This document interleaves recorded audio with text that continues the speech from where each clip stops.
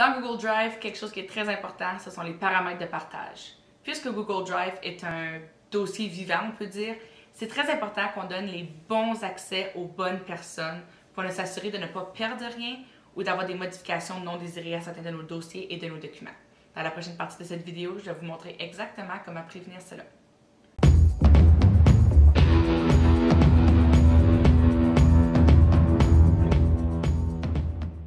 Donc, je me trouve maintenant dans mon dossier du cours de BTA 3O, donc mon cours d'informatique.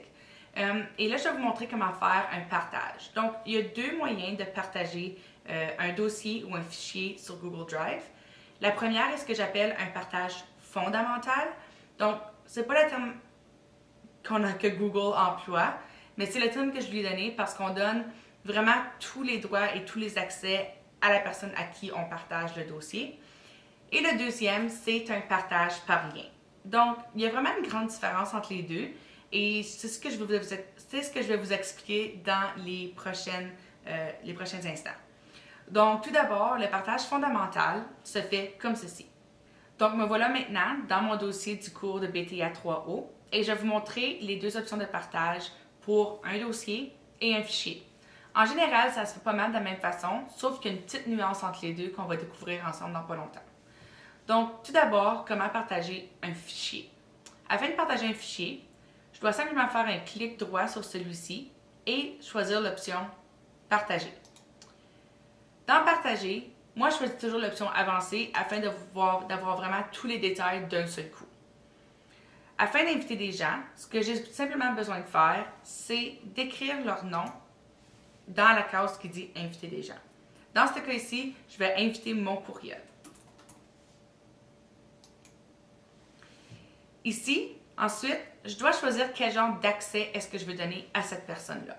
Donc, dans ce cas-ci, moi-même. En cliquant sur le petit crayon à droite de mon nom, je peux voir qu'il y a trois méthodes de partage que je peux utiliser. La première est modification, la deuxième commentaire et la troisième lecture. Il y a des différences importantes entre les trois options. La première option, lecture, si je la sélectionne, le petit icône se changera en un œil. La meilleure façon de se souvenir de ceci, c'est que la personne qui est en droit lecture peut seulement lire le document. Elle ne peut pas faire aucune autre action.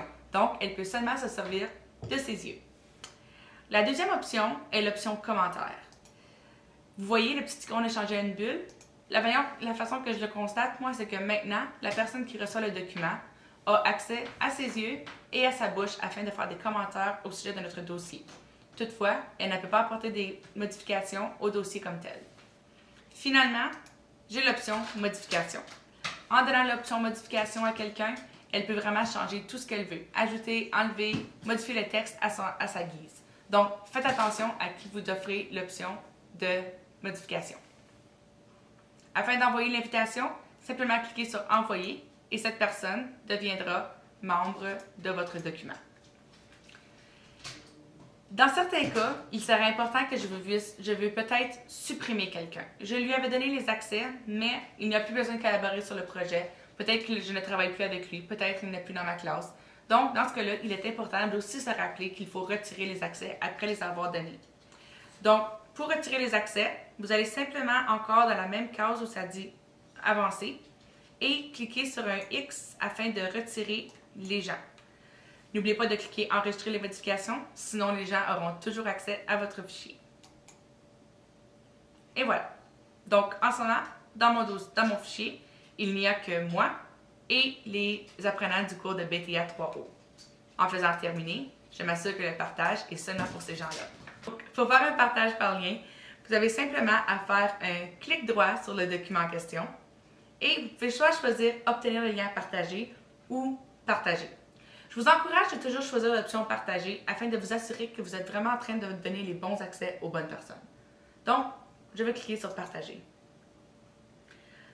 Une fois que j'ai cliqué sur « Partager », je peux faire l'option « Avancer ». En haut, j'ai les liens de partage. Donc, en copiant cette adresse ici et en la donnant à quelqu'un d'autre, je lui donne automatiquement accès au dossier. Toutefois, il est important de savoir quel genre d'accès que je lui donne. Donc, afin de savoir quel genre d'accès cette personne aura, je peux consulter sous la section « Qui a accès ». La première ligne de cette section vous dit exactement comment les gens à qui vous partagé le lien auront accès au dossier. Dans ce cas ici, je peux constater que tous les utilisateurs du Google Apps du CPO disposant du lien peuvent afficher l'élément seulement. Toutefois, la personne à qui je le partage, je veux qu'elle le modifie avec moi. Donc, ce que je vais devoir faire, c'est que je vais devoir cliquer « Modifier » afin de choisir la bonne option pour cette personne. Lorsque je fais l'option « Modifier », je vois qu'il y a plusieurs options qui s'offrent à moi.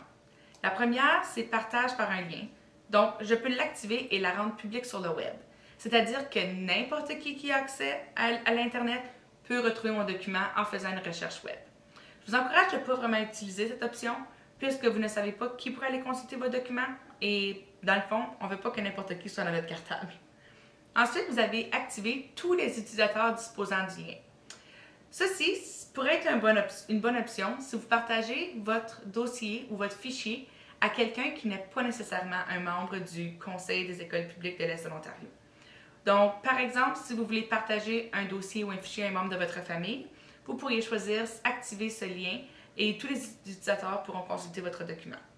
Ensuite, vous avez tous les membres du domaine du Google Apps, le CPO. Donc, tous les gens du Google Apps pourront consulter votre dossier s'ils ont le lien. Ensuite, vous avez tous les membres du domaine de Google Apps du CPO disposant du lien. Donc, les gens qui auront le lien pourront consulter votre dossier.